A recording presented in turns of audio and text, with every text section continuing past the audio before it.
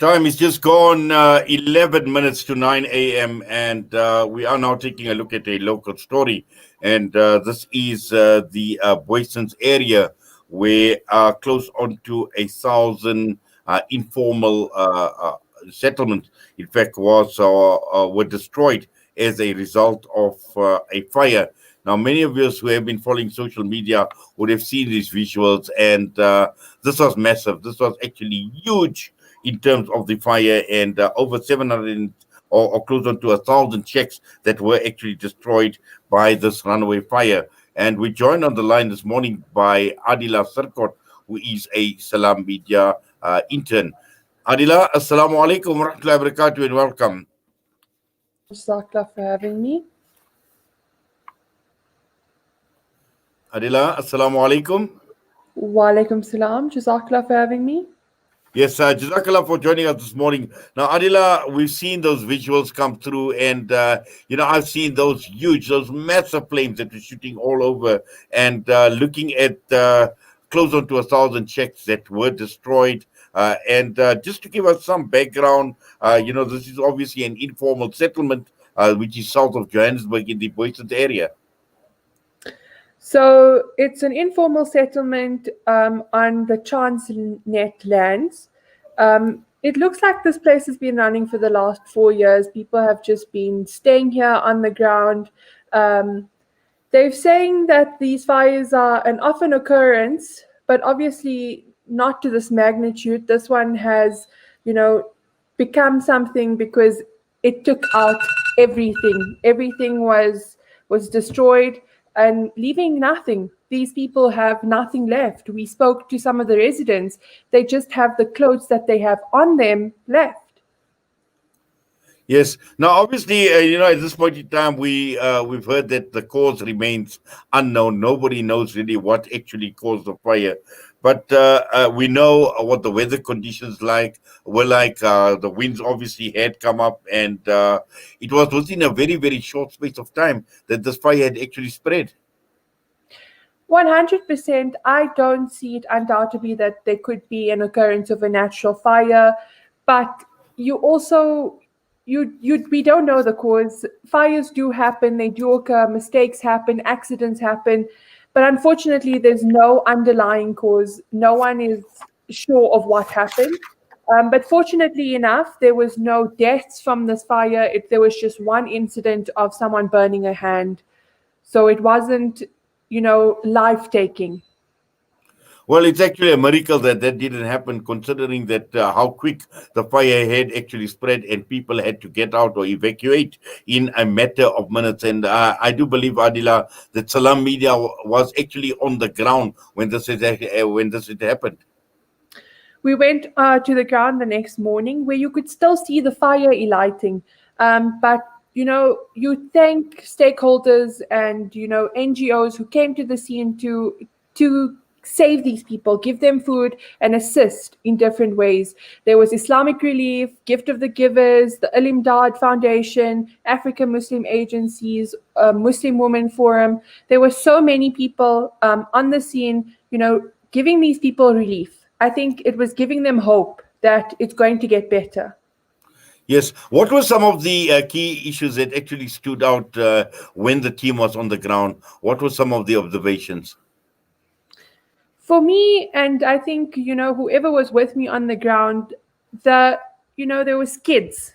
There were so many kids. They were sitting in the sun. And I think if you look at the weather today, you imagine them sitting there with all their things. They don't have shelter over their heads because they're still trying to rebuild their houses.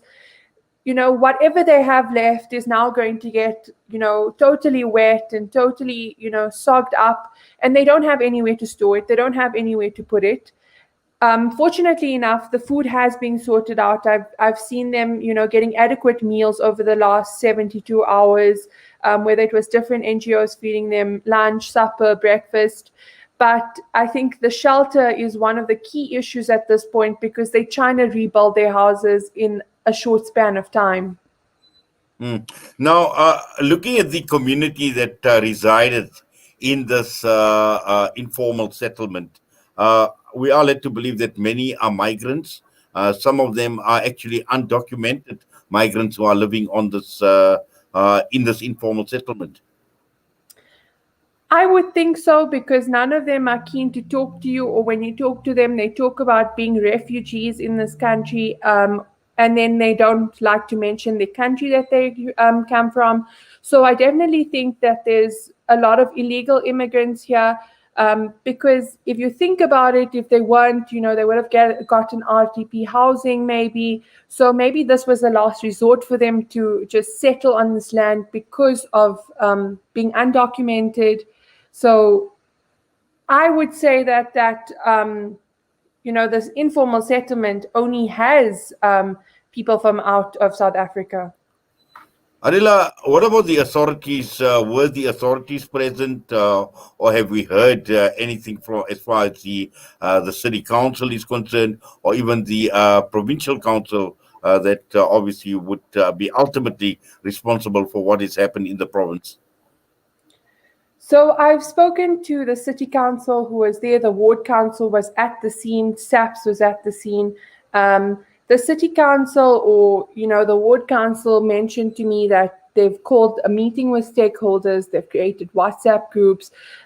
He's spoken to Transnet a couple of times because the government cannot take action because it's not their land. It is Transnet's land, so they're just waiting for a response from Transnet so that they can, have a communication and see where to go from here. Yes. Now, I know at this point in time, as you mentioned, that we know what the weather is like today, and clearly it is pouring. And just as far as shelter is concerned, is there any form of shelter that is going to keep them away from the rain? Look, some of them have rebuilt their houses in the span of 48 hours. When we arrived on scene, you can see them building their houses from whatever they can find on the ground. So I think some of them would have houses, but those who haven't yet had the opportunity or haven't found, building material, their houses wouldn't be built, and I think they would be left shelterless and sleeping on the floor as they have been for the last few days.